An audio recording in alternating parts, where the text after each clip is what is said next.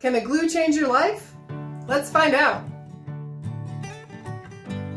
Hi there, welcome to the Upcycle Design Lab. If this is your first time here, my name's Cindy and I craft using recycled and repurposed materials to give you ideas on ways to make and create more economically and ecologically. And I also sometimes do product reviews. And I've done several different glue reviews. This E6000 is one of my favorites. However, it's not really suitable for any projects that require a fast curing glue.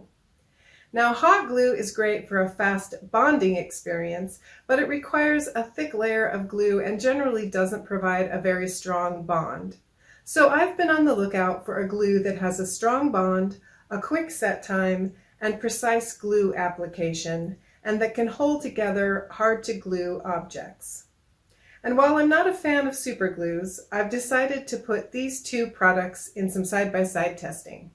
I will say that super glues have come a long way. I have used this glue and it is much easier to use. The application is very easy. You just pinch the sides of the bottle to get the glue to come out. And you get a really small bead of glue, so the precision is one of the things that I'm looking for.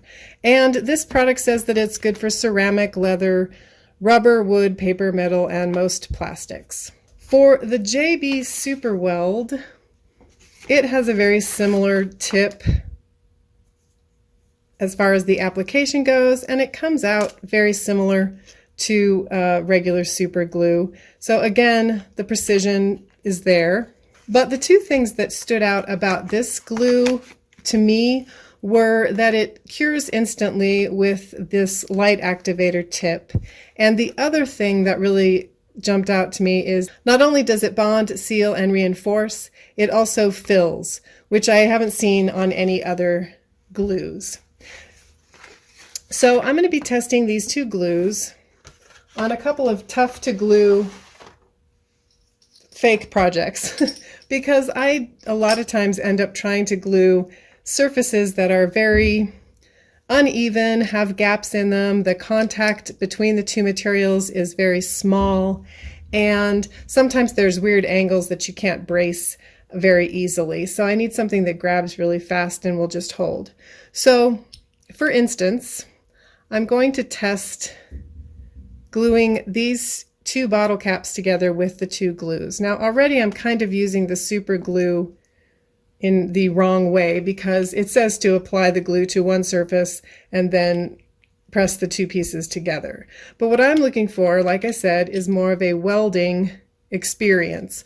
So I want something that will just seep into the little gap here and actually hold the pieces together even though there's just very, very little contact. And you could use E6000 glue for this, but it would be a mess. And it'd be very hard just to get the E6000 glue on the edge and not have it squeezing out the sides. Now I'm probably going to get a little bit of glue on the outside no matter what I do, but with either one of these glues there's just more precision because of the type of glue and the tip that is on the bottle. So these fit together pretty nicely, but you can see that there is a gap here. And so I'm just going to start with a couple of drops right in the gap. Let's see.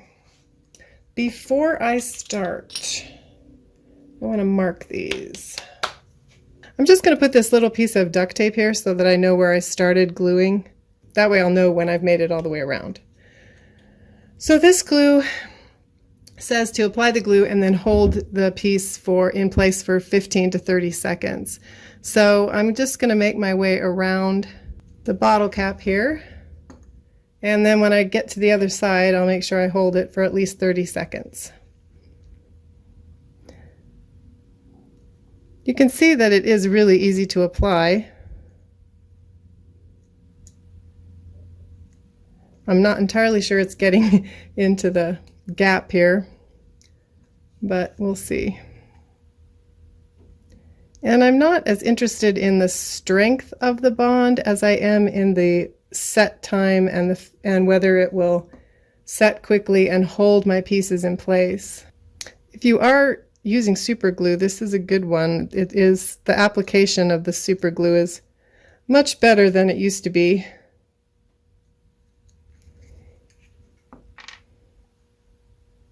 And the tips don't seem to clog up the same way they used to.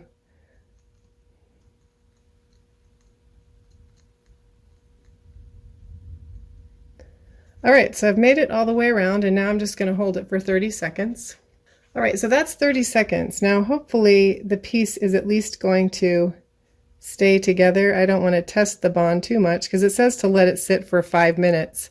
So I'll just set it aside for 5 minutes and then we'll see if it's, I mean, it does seem like it's not gonna, it's already holding a little bit, so that's good. Now we'll try the Super Weld, and I'm just going to mark it the same way. One thing I will say about this guy is, for this one at least, it's very hard to click the light on. So I'm just going to put it on before I do the gluing. Because what I'm going to do on this one is I'm going to glue a little bit and then I'm going to cure it, and then I'll move on to the next section. So to get the glue out of this, you just squeeze the body of the glue here, of the glue bottle, and then it says it cures in 5 minutes, or 5 seconds, excuse me. So I've done about 3 little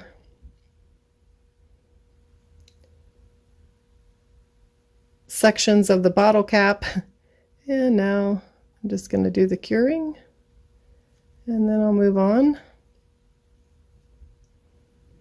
Can't quite tell whether that gripped or not at this point.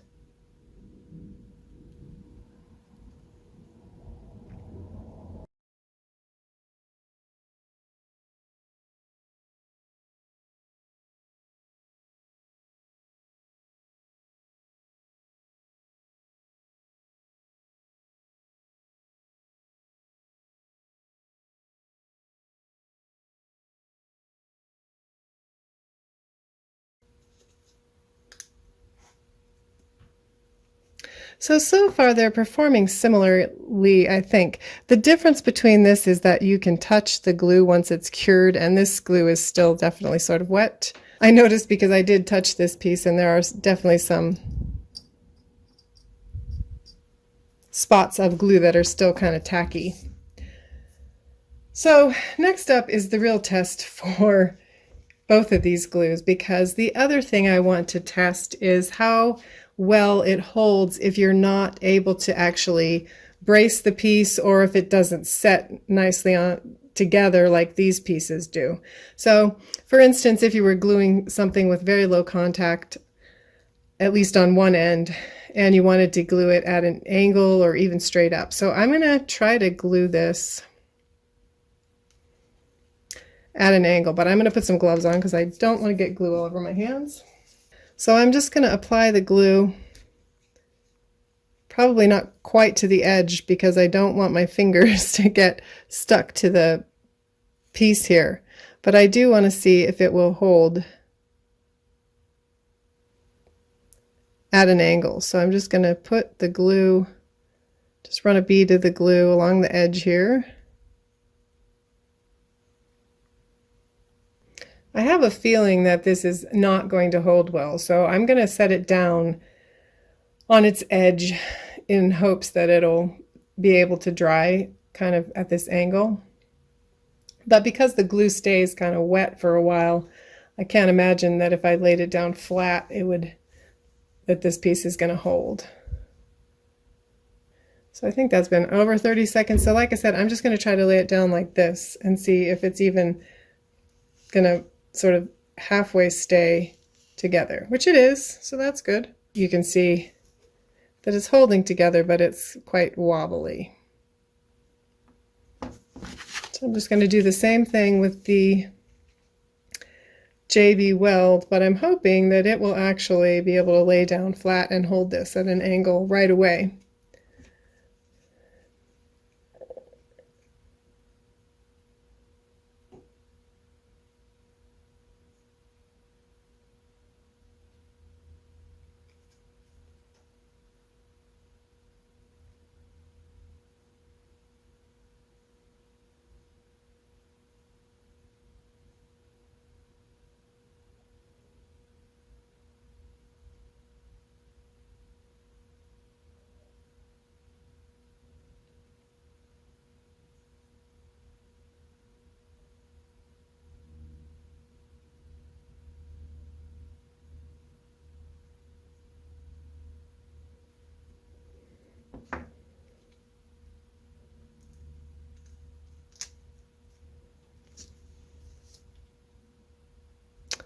That's pretty impressive, I have to say. You can see that the super glue is not going to do that at all. So that's pretty exciting to be able to do that. So it's been 24 hours, and as you can see, the Loctite super glue is now holding too. I don't know if you could tell, but I was pretty excited about this JB Super Weld because I was able to get this type of contact and security from such a small contact point. I was still able to get this to hold almost immediately. So that's pretty exciting for some of my future craft projects. And I actually thought I would test, this is not going to be terribly scientific, but I'm kind of curious about the bond of both of these. And you can see that they're not even really at the same angle, but I'm curious how hard it is to pop this seam and separate the two pieces. So I think in fairness, I'm going to push them backwards and not pull them forward right away. This one, of course, is going to go farther back. And I only have my own pressure to tell how hard it was to snap that.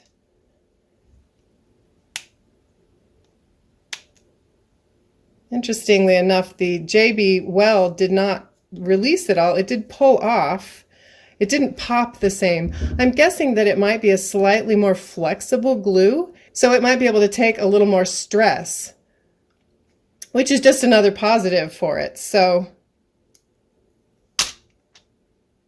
interesting. I actually pulled the paper or the seal. That's what I was pulling off. How interesting. So the glue didn't really give out at all. I pulled the plastic coating off of this card. So that's just another bit of information, and I'm kind of excited to play around with this glue a little bit.